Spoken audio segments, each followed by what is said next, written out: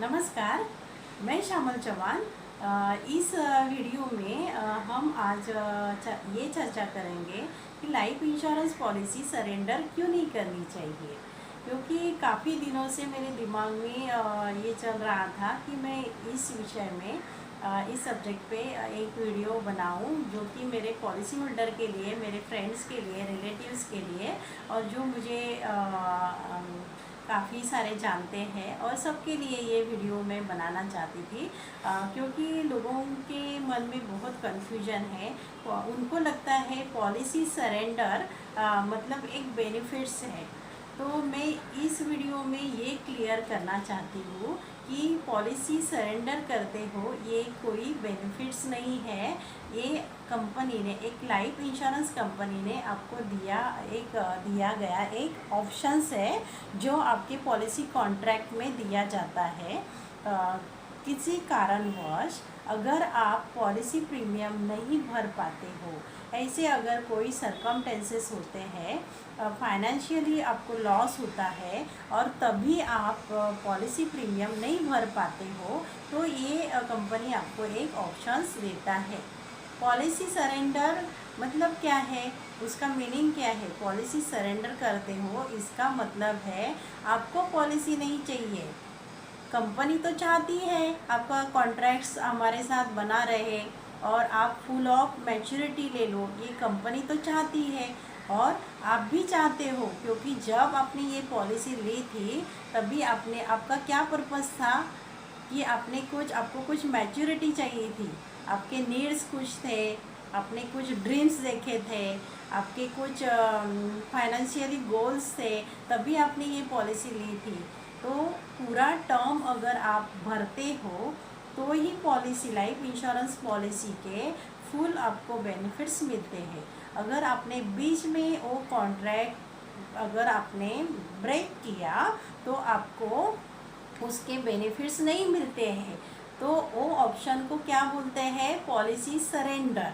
तो आज हम इस चर्चा में आपको काफ़ी सारे जो आपके कन्फ्यूजन्स है वो आपके क्लियर हो जाएंगे और आप सोचोगे कि पॉलिसी सरेंडर नहीं करनी चाहिए। अगर किसी कारणवश एकदम ही लास्ट मोमेंट पे अगर आप एकदम ही नहीं भर पा रहे हो तो ही आपको पॉलिसी सरेंडर करनी चाहिए। इसके लिए ये ऑप्शंस दिया होता है। तो टू या थ्री टाइप्स के पॉलिसी सरेंडर के ऑप्शंस होते हैं, वो मैं पहले आपको ये बताना चाहती हूँ। पॉलिसी सरेंडर करने के लिए आपको फुल 3 इयर्स प्रीमियम पे करना पड़ता है, तो ही आप फर्स्ट कंडीशन में पॉलिसी सरेंडर कर सकते हो। हाँ, तो जब आप 3 साल प्रीमियम भरते हो और पॉलिसी सरेंडर करने के लिए जाते हो तो आपका लॉस क्या होता है, उसमें फर्स्ट ईयर का प्रीमियम आपका एक्सक्लूड किया जाता है और जो भी जीएसटी सर्विस टैक्स है और एक्स्ट्रा प्रीमियम है वो भी आपका एक्सक्लूडिंग हो के आपका जो बचा हुआ प्रीमियम है उनके सर्विस सरेंडर चार्जेस काट के आपको प्रीमियम दिया जाता है। तो पॉलिसी होल्डर को क्या मिलेगा उसमें, ना कुछ नहीं मिलेगा ना। तो कभी भी सरेंडर करने के लिए पॉलिसी परचेस मत करो। अगर आपको फुल मैच्योरिटी चाहिए और आपके ऐसे कुछ गोल्स आपने बनाए हैं कि मुझे ये गोल अचीव करने हैं, मेरे फैमिली की ये नीड है या मुझे फैमिली को फुल प्रोटेक्शन देना है, तो ही मुझे पॉलिसी परचेस करनी चाहिए। हम लाइफ इंश्योरेंस पॉलिसी क्यों परचेस करते हैं, अपने लव वन को, अपने फैमिली को प्रोटेक्शंस देने के लिए। और उनको प्रोटेक्शन तो आप देते ही हो और खुद को एक आपके बुढ़ापे के लिए या आपका एक कुछ गोल रहता है, उसके लिए आप पॉलिसी लाइफ इंश्योरेंस परचेस करते हो। हर एक व्यक्ति के, हर एक पॉलिसी होल्डर के गोल्स अलग अलग रहते हैं, उनकी नीड अलग अलग रहती है। उनकी जब पॉलिसी परचेस करते हैं तभी कैपेसिटी अलग रहती है और उनका एज भी अलग अलग रहता है। तो हर किसी को एक ही कंडीशंस अप्लाई नहीं होती है, क्योंकि आप जैसे परचेस करते हो हर टाइप्स के प्रोफेशंस को अलग अलग कैपेसिटी के इंश्योरेंस पॉलिसी दी जाती है। कैपेसिटी के उनकी नीड और कैपेसिटी देख के ही लाइफ इंश्योरेंस कंपनी उनको पॉलिसी देती है। तो ये एक हो गया ऑप्शंस, उसमें ही मैंने आपको क्लियर कर दिया कि आपको नहीं करनी चाहिए पॉलिसी सरेंडर। अभी सेकेंड क्या है, सिंपल जो guaranteed special guaranteed surrender value रहती है उसके बारे में मैं आपको बताने की कोशिश करती हूँ। इसमें क्या होता है, स्पेशल सरेंडर वैल्यू में आपका कंपनी ऐसे देखती है कि ज़्यादा से ज़्यादा आपका जो प्रीमियम गया है कंपनी के पास वो वापस देने की कोशिश करती है। तभी ये फैक्टर दिखा जाता है कि आपने कितने साल प्रीमियम भरा है। अगर आपने 10 साल प्रीमियम भरा है तो ज़्यादा से ज़्यादा आपका जितना प्रीमियम भरा है, 5 साल प्रीमियम भरा है या 10 साल प्रीमियम भरा है, तो आपको वो ज़्यादा से ज़्यादा देने की कंपनी कोशिश करती है। उसमें भी आपके एक्सक्लूडिंग किए जाते हैं एक्स्ट्रा प्रीमियम, सर्विस टैक्स और जो भी आपने राइडर्स लिए थे वो भी एक्सक्लूड किए जाते हैं। हाँ, तो ये हो गया सेकेंड स्पेशल सरेंडर वैल्यू। और तीसरा एक है, उसमें क्या होता है, आप स्पेशल सरेंडर वैल्यू ही रहती है लेकिन उसमें ना कंपनी आपको वो सरेंडर वैल्यू में रिवर्स यानी बोनस आपको दिया जाता है। मतलब आपके टोटल प्रीमियम भी है वो भी आपको मिलते हैं और थोड़ा बहुत आपका जो बोनस भी उसमें आया है ना वो भी आपको दिया जाता है। तो अगर आपको ज़्यादा इंफॉर्मेशन चाहिए, मोर इंफॉर्मेशन चाहिए तो आप मुझे कॉल कीजिए, मैं आपको बताऊंगी कि एक तो ये बेनिफिट्स नहीं है लेकिन अगर आपको किसी को हेल्प चाहिए कि क्यों नहीं पॉलिसी सरेंडर करनी चाहिए इसके बारे में अगर आपको जानना चाहते हैं तो बेशक आप मुझे कॉल कीजिए, मैं आपको गाइडेंस दे दूँगी। सो फ्रेंड्स, इस वीडियो में अभी मैं आपको बताना चाहती हूँ कि ये तो मैंने क्लियर कर दिया कि सरेंडर वैल्यू क्या है, बराबर। अभी सरेंडर पॉलिसी नहीं करनी चाहिए इसके बारे में मैं बता रही हूँ ना। तो अभी जब आप पॉलिसी सरेंडर करने जाते हो तो सबसे पहले क्या है, कंपनी का फ़ायदा होता है, आपका लॉस होता है। सेकेंड क्या है, आपने जब कंपनी से पॉलिसी परचेस की थी तभी आपका एज बहुत कम था, बराबर। तो आपका प्रीमियम भी बहुत कम था तभी।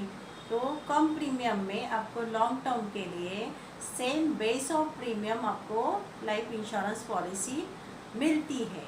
वो अगर आप ब्रेक करने जाओगे तो क्या होगा, आपने ली थी 25 ईयर्स में और अगर आपने 35 या 45 एज में अगर पॉलिसी सरेंडर करने जाते हो तो आपका एज भी बढ़ जाता है ना। तो समझो 25 में लिया है, 30 में आपने बोला किसी के बहकावे में आके या किसी एडवाइज़र ने आपको बोल दिया कि चलो ये प्लान अच्छा नहीं है, आप उसको सरेंडर कर दो, तो आप क्या बोलोगे। या कभी कभी ऐसे होता है, रिलेशन भी ख़राब हो जाता है एडवाइज़र के साथ में और आपका, और आप बोलते हो चलो मेरा पॉलिसी सरेंडर कर दो। तो ये ना आपको कभी नहीं करना चाहिए। ज़्यादा से ज़्यादा दोनों को, एडवाइज़र को भी और आपको भी, आपके रिलेशंस अच्छे रखने हैं क्योंकि दोनों के भी बेनिफिट्स इसमें रहते हैं। क्योंकि आपकी फैमिली सेफ हो जाती है, एक अच्छा एडवाइज़र आपके साथ रहेगा तो, और एडवाइज़र को भी आपकी एक अच्छी फैमिली उनको मिल जाती है और आपकी तरफ से उनको अच्छे रेफरेंसेस मिल जाते हैं। हाँ, तो अच्छा रिलेशन रहेगा तो दोनों का भी बेनिफिट से अच्छे रिलेशंस बन जाते हैं आपके और आप अच्छे मोमेंट्स उनके साथ फील करते हो क्योंकि एक फैमिली रिलेशंस बन जाता है ना। तो आपका एज है वो आपका एज बढ़ जाता है। और जब आप दूसरी पॉलिसी आप बोलोगे कि मैं अभी सरेंडर कर देता हूँ या देती हूँ और बाद में हम क्या करेंगे, नया पॉलिसी परचेस करेंगे, हाँ, तो तभी क्या होगा, आपका एज बढ़ जाएगा और आपको महंगा पड़ सकता है इंश्योरेंस पॉलिसी। हाँ, तो LIC इंश्योरेंस पॉलिसी कम एज में आप परचेस करते हो तो कम प्रीमियम आता है, और लॉन्ग टर्म में लेते हो तो आपको बेनिफिट्स ज़्यादा मिलते हैं, क्योंकि उसमें bonus, reversionary bonus, final additions bonus ये सब मिल जाता है। ये बेनिफिट्स है ना आपके पॉलिसी के। और सेकेंड, अभी और एक आपको देखने की कोशिश करनी चाहिए, विचार करने की कोशिश करनी चाहिए। जब आपने ये पॉलिसी ली थी तभी आपने क्या विचार करके लिया था, क्या विचार किया था, क्या क्या नीड्स आपकी थी, या आपने आपके फैमिली के लिए क्या क्या ड्रीम्स देखे थे, क्या क्या गोल्स आपने डिसाइड किए थे कि मेरे बच्चे बड़े हो जाएंगे तो उनको ये एजुकेशंस के लिए मिलेगा, उनके मैरिज के लिए मिलेगा, या मेरा पेंशन्स प्लान के हिसाब से मैंने ये प्लान लिया है, मेरा प्लानिंग किया है कि मैं अगर 50 का हो जाऊंगा, 40 का हो जाऊंगा तब मुझे हाउस लेना है, कार लेना है, हाँ, इनकम टैक्स का बेनिफिट्स रहेगा वो लेना है मुझे जब तक मैं जॉब करता हूँ, या इनकम टैक्स रिटर्न्स फाइल्स करता हूँ तब तक मुझे इसका बेनिफिट्स चाहिए ATC में। इसके लिए आपने ये पॉलिसी ली थी। तो जब आप पॉलिसी सरेंडर करते हो तो ये सब बेनिफिट्स आपके जाते हैं। तो आपको कभी भी LIC की और कोई भी लाइफ इंश्योरेंस कंपनी की पॉलिसी सरेंडर नहीं करनी चाहिए। ये तो हो गया। अभी देखो, LIC पॉलिसी सरेंडर करते हो आप तो आपको क्या होता है, जो जब आप पॉलिसी की मैच्योरिटी रहती है ना, वो अंडर सेक्शंस 10(10) में आपको टैक्स फ्री रहती है लाइफ इंश्योरेंस पॉलिसी की मैच्योरिटी। हाँ, तो वो भी आपका बेनिफिट गया आपका। अभी देखो ना, अभी के जो माहौल्स है उसमें कौन देता है गारंटेड आपको, 6, 7, 8% है, कोई नहीं दे रहा है। लाइफ इंश्योरेंस कंपनी आपकी फैमिली को प्रोटेक्शंस भी देती है, आपकी मैच्योरिटी भी टैक्स फ्री देती है, और आपको एक पीस ऑफ माइंड आप रहते हो कि आपने लाइफ इंश्योरेंस पॉलिसी परचेस की है आपके फैमिली के लिए, तो आप कैसे रहोगे, पीस ऑफ माइंड, और आप अच्छी नींद से सोओगे और मैं क्या बताऊँ आपको कि अगर आप पॉलिसी लैप्स करते हो तो आपको कुछ नहीं मिलता है, वैसे ही पॉलिसी सरेंडर करते हो वैसे ही आपको कुछ नहीं मिलता है, और नया पॉलिसी लेने को जाते हो तो आपको वो महंगा पड़ता है। और मोस्ट इम्पॉर्टेंट एक बेनिफिट्स जो है वो मैं बताना रह गया है। देखो, आपने जब पॉलिसी ली थी तब आप एकदम हेल्दी, फिट एंड फाइन थे, राइट। उसके बाद कितने बहुत साल हो गए, 4 साल 5 साल, और अचानक से क्रिटिकल इलनेस आ गया, राइट। तो अगर एक बार क्रिटिकल इलनेस आता है तो आपको कंपनी लाइफ इंश्योरेंस पॉलिसी देगी नहीं। हाँ, तो जो भी पॉलिसी आपने ली है वो कंटिन्यू रखेंगे, वो ज़्यादा बेहतर, ज़्यादा अच्छी है आपके लिए। क्रिटिकल इलनेस के बाद कोई भी कंपनी आपको लाइफ इंश्योरेंस पॉलिसी देती नहीं है। हाँ, तो इसके लिए आप ज़्यादा से ज़्यादा आपकी पॉलिसी कैसे चलाई जाए, कैसे आपकी पॉलिसी चालू रहेगी, चालू स्थिति में रहेगी, वो आपको देखना है। पॉलिसी लैप्स भी नहीं करनी चाहिए और पॉलिसी सरेंडर भी नहीं करनी चाहिए।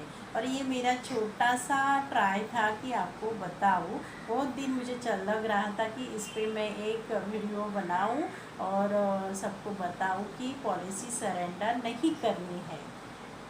Okay friends, thank you.